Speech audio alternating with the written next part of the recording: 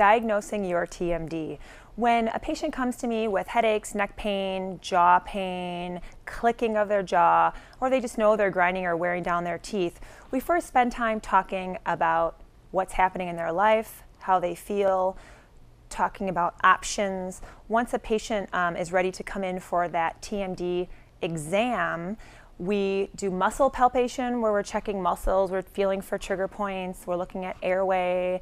We do multiple different tests in that exam, and at that point we decide if that patient is a candidate for a neuromuscular orthotic or neuromuscular therapy.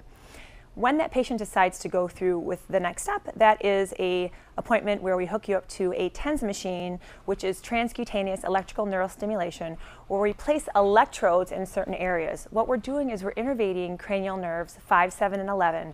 Cranial nerve 5 is muscles of mastication, 7 is facial muscles, and 11 is spinal accessory, which affects your neck. So after the patient tenses for over an hour, it actually removes all the lactic acid and allows them to be in a more relaxed position versus the position, their habitual position that they were in before. We then hook you up to a K7 computer, which is a jaw tracking computer, where we're able to monitor your jaw and see exactly where you need to be. Once we determine where you need to be, we take a bite of that position, and then I have you sit there and tell me if that's comfortable. Usually most patients will say to me immediately, you know, this feels so much better to me.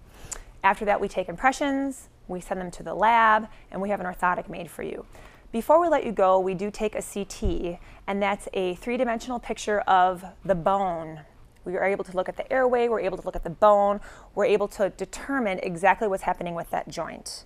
Previously, we used to take a panoramic x-ray, and most dentists have that tool where you take a panoramic x-ray, which is really a two-dimensional picture. But what the CT does is tell us the full view of actually what's happening in your mouth.